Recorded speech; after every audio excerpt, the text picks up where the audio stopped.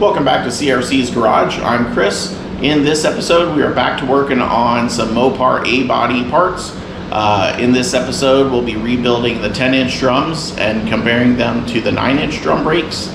Ultimately, they'll end up on my 68 Plymouth Barracuda. So stay tuned for that in this episode. So here's a nice side-by-side comparison of the drum brakes. On the left here are the 9-inch drums. On the right here are the 10-inch drums. So ignore the hardware for a second. I'll tell you why in a second. But really, the major difference here is the size, obviously. But the wheel cylinder here on the 9-inch pushes directly on the brake shoe, and on the 10-inch drums, the wheel cylinder has a little push rod like this that snaps into the dust cover of the boot, and that's what pushes on the brake shoe.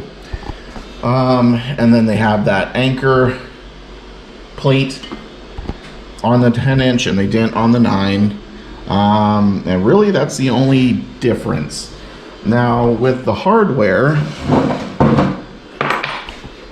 this hardware is a 69 up setup, and on this one is the 68 and back setup. Now, the difference, the 68 and back setup tended to over adjust the brake pads on its own, and then they fixed that in the 69 up setup, so that's why the update. So you can see they added a spring in the wire setup that went down to the adjuster, and the previous 68 back didn't have that spring. So that's really the only major difference besides the way that the springs are routed.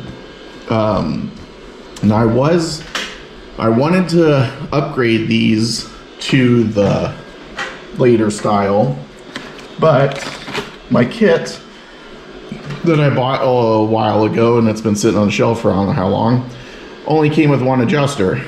So I need to buy another adjuster, and the shoes I ordered were the wrong size, or that were for the 68 back, because as you see here, this pin that the adjuster rides on, the hole here is too large for that pin. The pin that comes in the kit, you can see it right there, doesn't press into the it's too the hole's too big, so it doesn't press in. It won't press into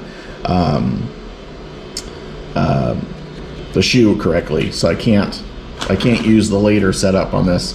It's okay. This will work. I don't drive the car's not going to be driven every day. But yeah, the old hardware, it was in pretty good shape, so I just reused it. And then on the other, and I wanted to mention, you can't just, where'd that adjuster go? You can't just use the early style adjuster. So this is the adjuster for the other side that I didn't do yet for the 10-inch, and here's so this is the early style 68 back setup adjuster, and this is the shiny one is the 69 up setup for the brake hardware. So you can't just swap out the adjusters, because the length of the tab here that pushes the wheel to push out the drums or the shoes is shorter on the early style one than on the later style one. It's longer, and so you can't just swap around the adjusters. So I don't know, I'll save the hardware. I could probably pick up one of these somewhere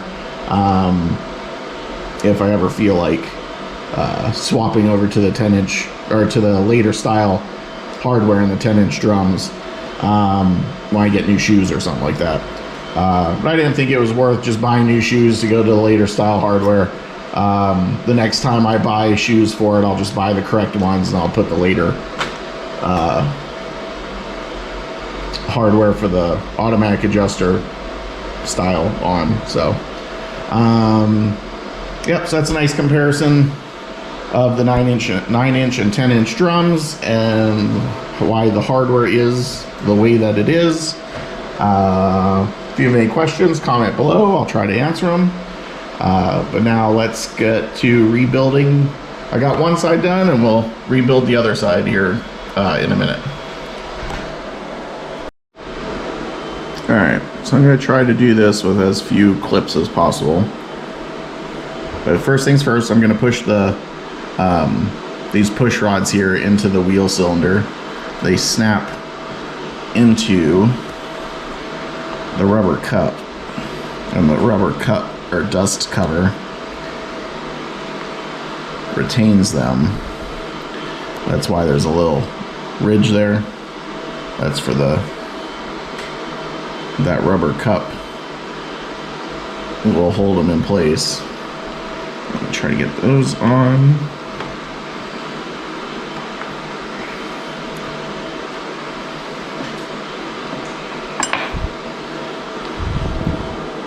So just have to push it through. Oop.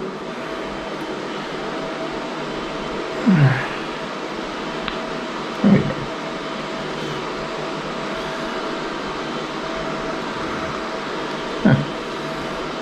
It's just being stubborn. There we go. I think I got both in. So I got them in. So next is the gasket. I'll put that on. And then put this on the backing plates.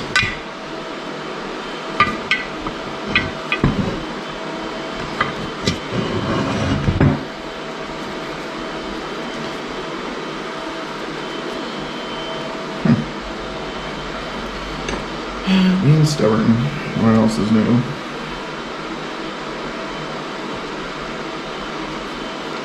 So gasket, backing plate, or brake support. Line it up with a hole, and put the screws in.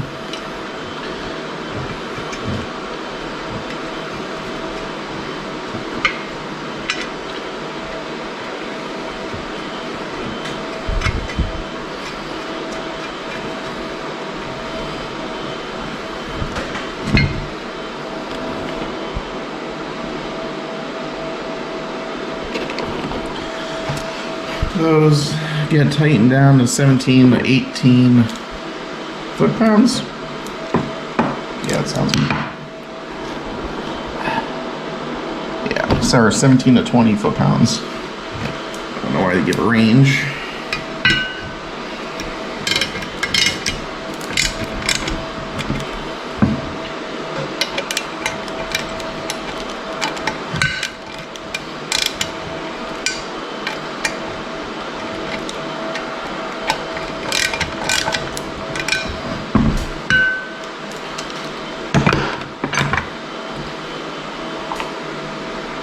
Still in frame? Yeah.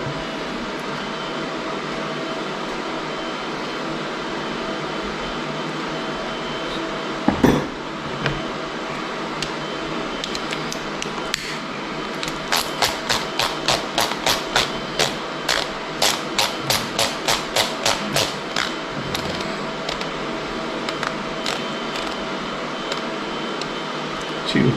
Oh. 17 foot-pounds. Tighten it too. There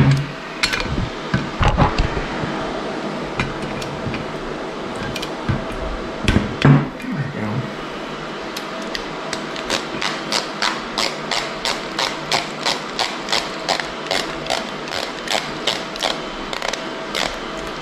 So now I put the backing plate or the brake drum support this onto the spindle. So first thing,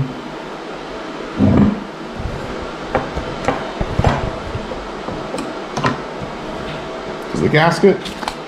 just goes on the plate.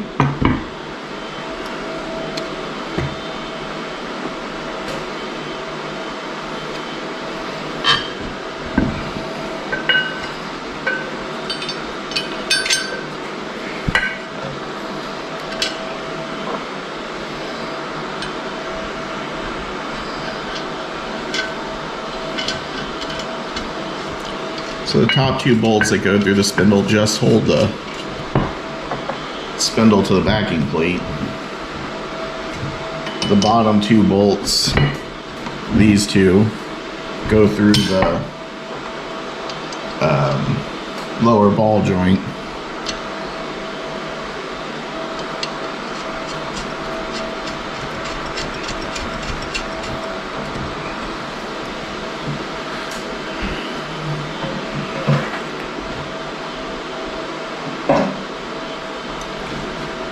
So here's lower ball joint.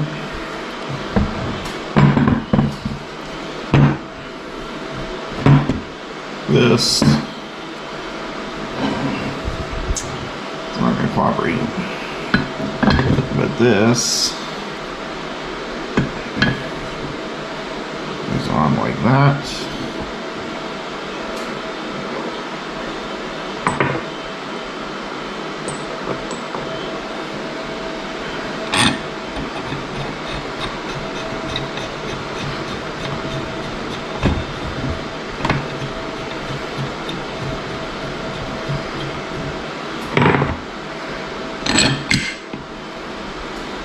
So the rear one takes this domed bolt, and the rear one's threaded in the knuckle.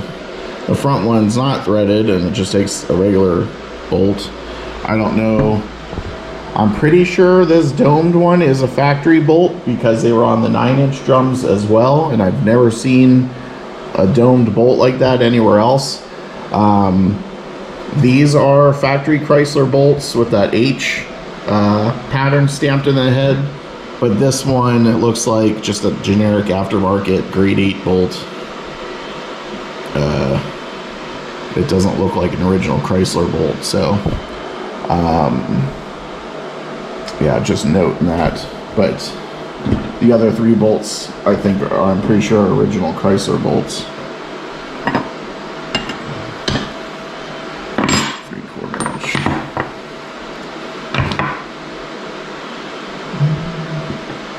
So let me get these bolts tightened, and then we'll get back to working on the drum brakes.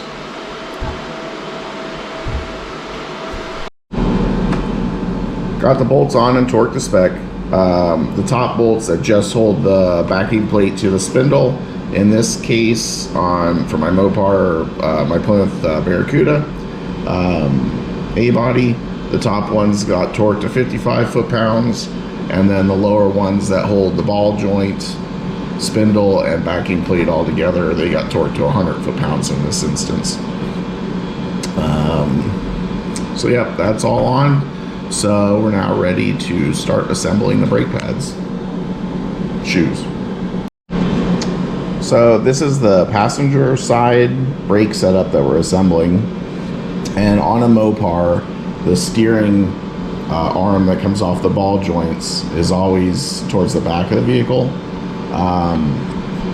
So that, in this case, we know that the smaller pad on the brake shoe is the primary brake shoe, and that's going to go towards the front of the vehicle.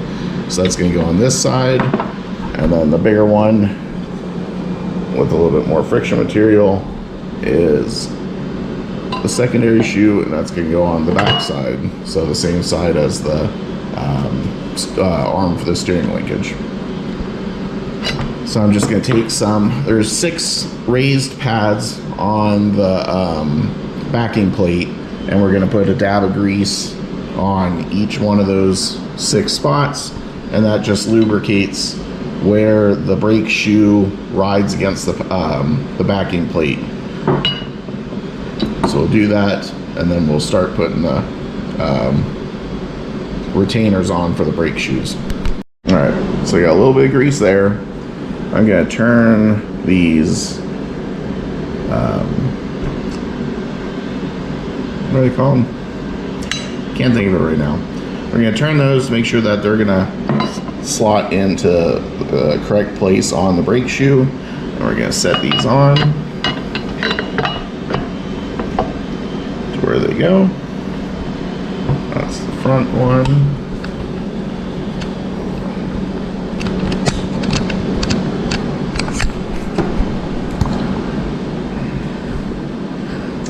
Back one.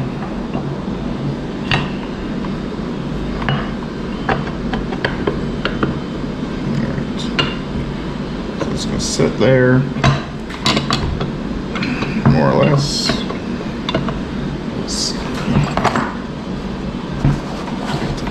A little level. Alright, so next we're going to take the nail.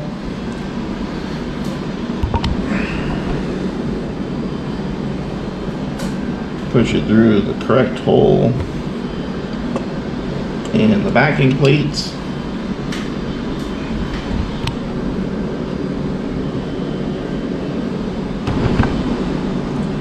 Take one cat of these retainers, slide it on.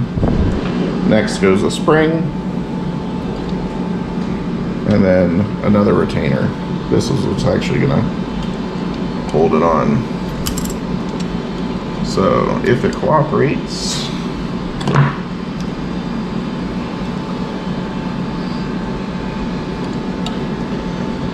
and just twist it. Push it on with the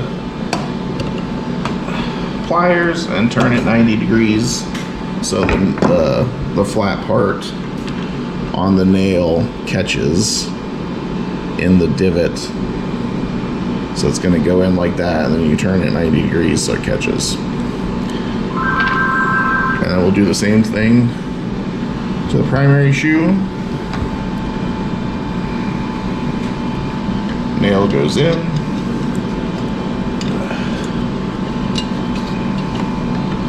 One of those retainers.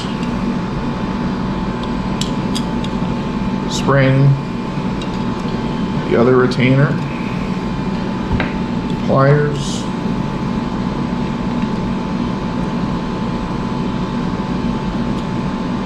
Cooperates.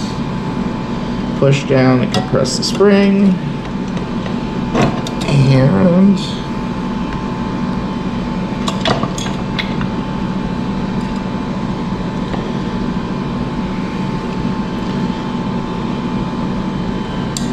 turn it 90 degrees so it catches in the retainer.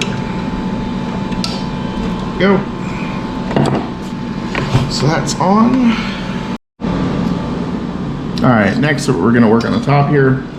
This goes on first. I forget what they call it. That goes on first. Then you're going to put the cable, the top eye on for now. The cable guide, that's going to go on the back side of the setup. So this is gonna attach to the secondary shoe. So there's a little raised part on the back of the guide that's just gonna hold itself on the hole, the correct hole there. Make sure the cable fits around the guide, and then the spring is gonna hold it all together. So the spring,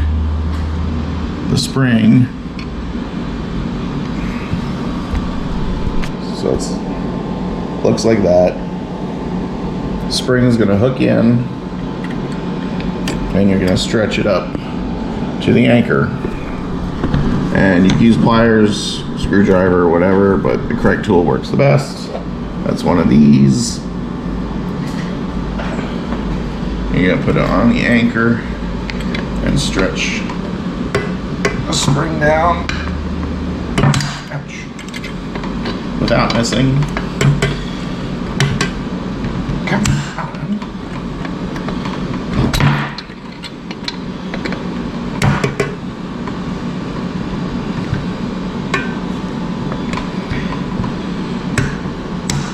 There we go. And make sure, of course it moved around a little, make sure everything's sitting properly.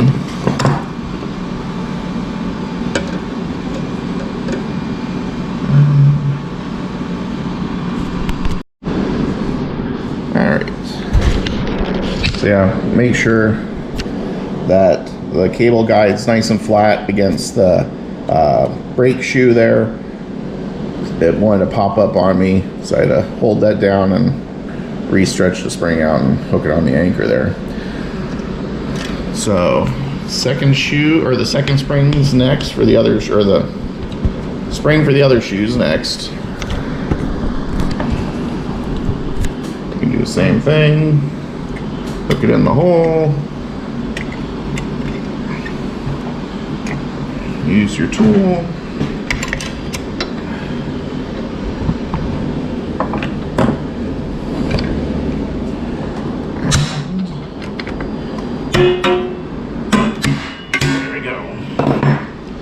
Make sure nothing moved on you. Everything looks right.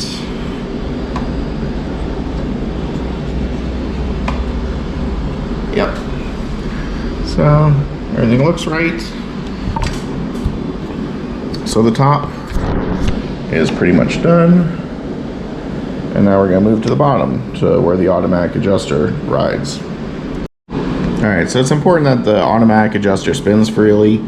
So I had taken this apart, sandblasted it, painted it, and greased it up really good. So I greased up, this one just pivots, and the other side here is the actual threaded side.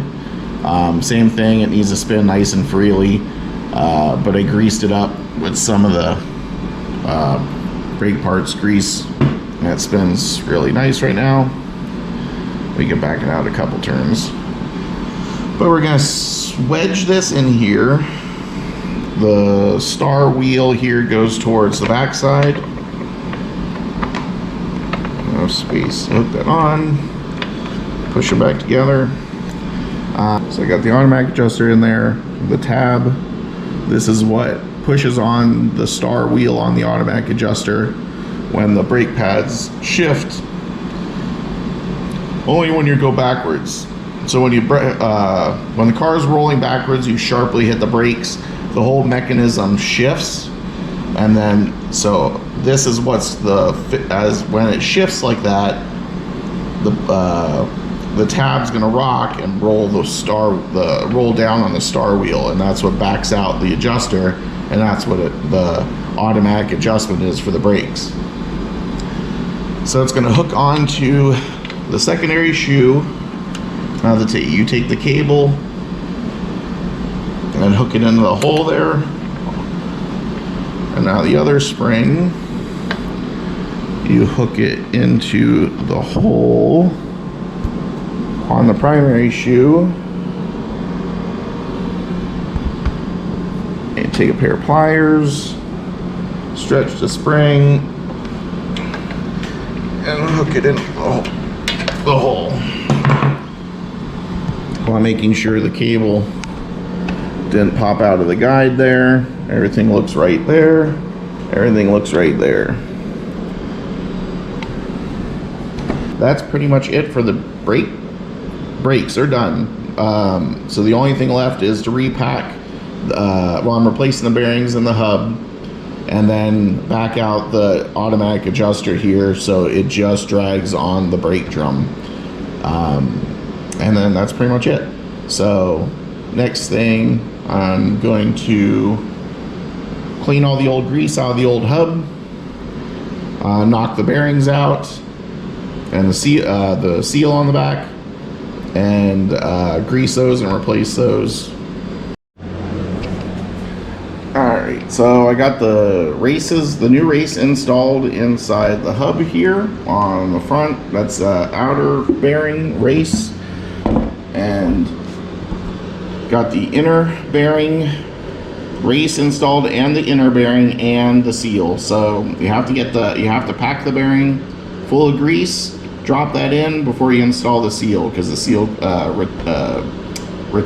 holds the seal smaller than the hole in the seal smaller than the bearing. So that's the order you have to put it in. You can't get the bearing in with the seal in the way. But I filled some grease inside the cavity there. You can't really see it. So you're going to want to do that as well. When the hub's on the spindle, you try to cram some more grease inside there before you put the outer wheel bearing on. I'll show you that in a second. But I've been backing out the wheel, the brake adjuster, just enough to where I'm happy with it. And it should be where I'm happy with it right now. So let me drop the drum on.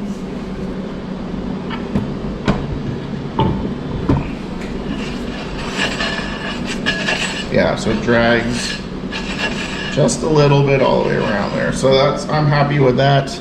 So this cavity here, inside there, I'm going to try to cram a little bit more grease in. That's what the factory service manual says to do. And then we'll drop the outer wheel bearing on and set the preload for set the preload for the bearings on the bearing. All right, so I got a little bit more grease in there and dropped the outer wheel bearing on. Next goes the washer, and the washer has that tang on it, and that fits inside the groove on the spindle there, so the washer doesn't spin. That goes on then the nut, and the nut. So there shouldn't be any preload on the bearings. You're trying to get it to 0 to about 3 thousandths. I think that's what the factory service manual says, end play. So you're gonna torque this down, the nut down to 90 inch-pounds while you're turning the drum. And this is what's going to seat the bearings.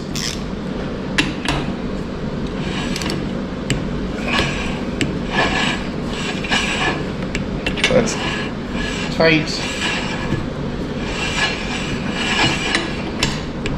Yeah, that's not tight anymore. All right. So now you take the retainer and your cotter, find out which slot lines up with the hole in the spindle for the retainer. And what you're gonna do then is so it lines up like that, so I'm gonna back the nut off 1 turn, is what the factory service manual says, and then install the cotter. So we're gonna back this off a little bit. Let's see which one it was again. It fits there. So back this off.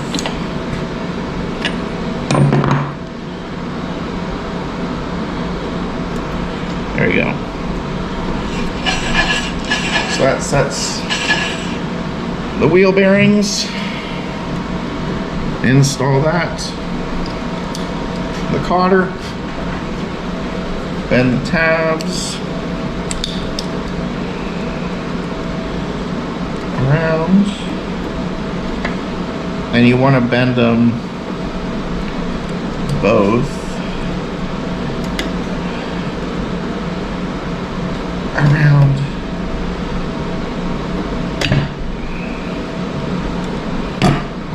Like that,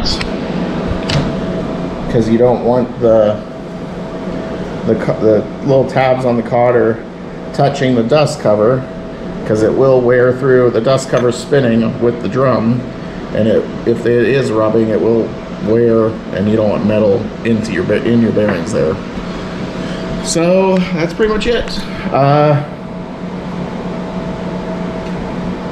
The We replaced the pads, all the hardware, installed new inner and outer wheel bearings and the seal, and installed the dust cover.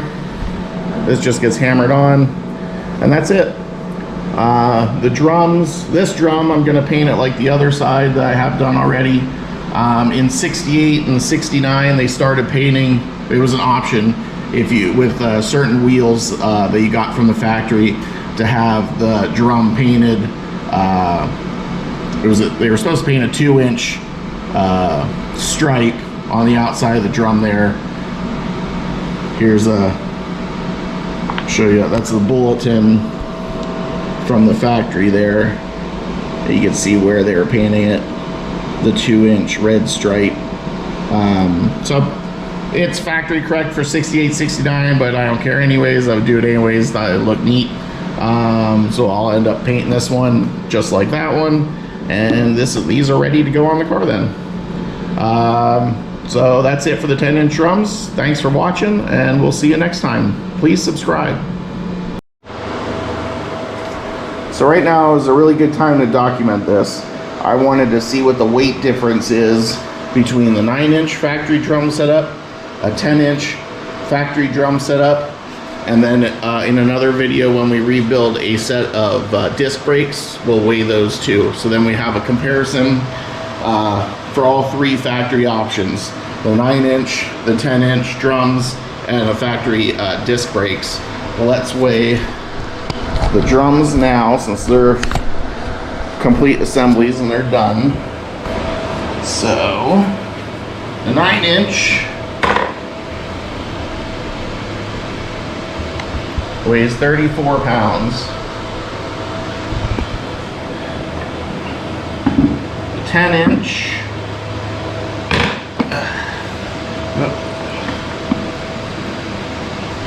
38.4 pounds.